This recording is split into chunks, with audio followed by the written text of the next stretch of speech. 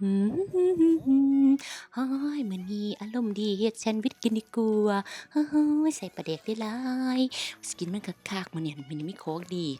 หนูน้อยมื้อนี้สิกินคักๆหิวมาโดนโอ้ยแล้วอย่างนี้เนาะเฮ็ดโอ้ยกินเองโอ้มื้อนี้นะยเอ้ยโอ้ยอื้อฮืโอ้ยอหาโอ้ยอย่ากินข่อยนะอย่ากินข่อยจับพริกไทยมาใส่ดีกอืว่ามกินเนี่ยกินเนี่ยอืมอ้ายเสียบหลายใส่เป็นนัวหลายๆมื้อหนึ่งนี่อ้าอู้จู้ ไม่ไปดึงดึงดึงดึงดึงเอออ๋อหมึกหนูมึงมันไปใส่เดียวมึงเห็นกูบอกว่าวายจับได้ดีหน่อยจับได้ดีหน่อย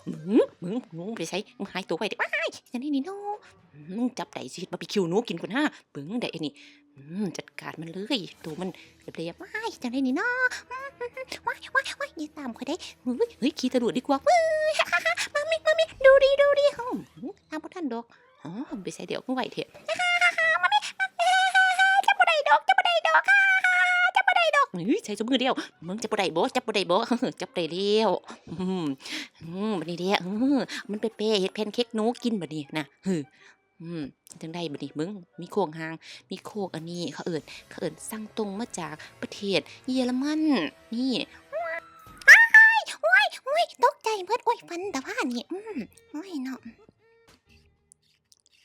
โอ้ยนอนอยู่บ่โอ้ยหายางดินดีกว่า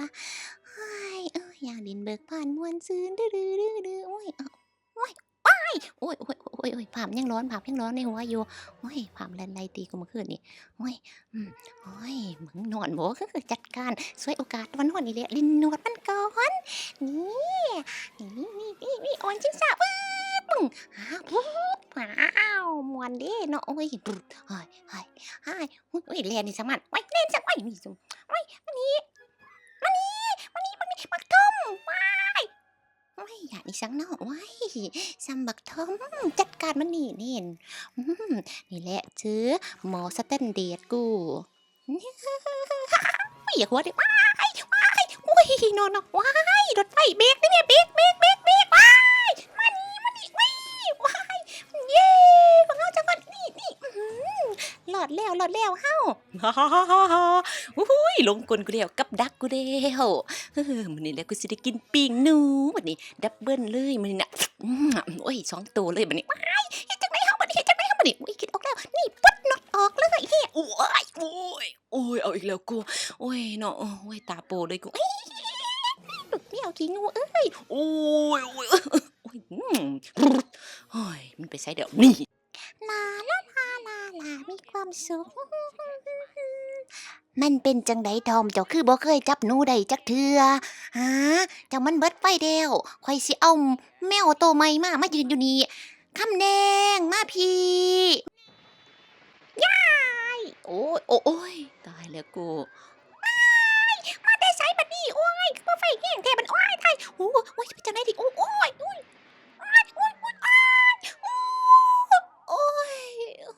เจ็บฮะว้ายอุ้ยอย่ามาคิวได้โอ้ยตายๆๆโอ้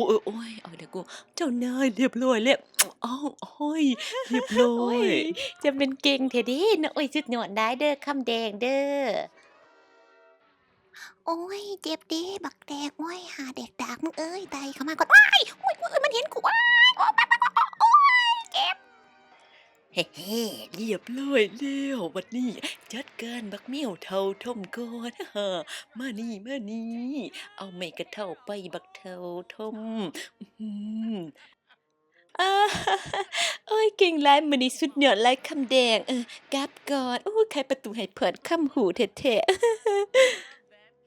เหี้ยกลับไปแล้วเบ้อบัดนี้เฮ้ยของในตู้เย็นมีหยังแหน่ว้ายมีไก่งัวอีกว้ายเบียร์พร้อมเฮ้ยเสียบหลายเฮ้ยกินนมก่อนว้ายทอมเป็นอิหยังอีกโอ้แล้ยตายแล้ววเฮ้ยเจ้านายมาแล้วเฮ็ดจังไดบักจ้อมรับกรรมแทนกูมึงตายมึงบัดนี้เฮ้ยว้ายแม่นหยังอีไหม้อีหยังเด็กทอมเจ้าเฮ็ดถ้วยบวงทวงซ้ำแตกอีแล้วแม่นบ่ฮะโอ้ยเฮ็ดแบบแม่นบ่จะเฮ็ดเป็นบ่ออกไปไกลๆเดี๋ยวนี้โอ้ยเจ้านายหยุดก่อนเจ้านายเดี๋ยวจัดการให้โอ๊ยต โอ้ยบักทอมช่วยอีกแล้วมันนี่บักทอมช่วยอีกแล้วโอ้ยอีตัวมันนี่นอช่วยซ้ำช่วยสอดอีกแล้วมันนี่มือนี่เบิดมือเลยโอ้ยโอ้ยโอ้ยว้ายอ้ายอย่าเฝ้าอ้ายโอ้ยอย่าเฝ้าโอ้ยข่อยไปเองก่อนข่อยบินได้ว้ายว้ายโอ้ยเอาเรียบร้อยบัดนี้โอ้ยกลับไปลักกินปลาก่อน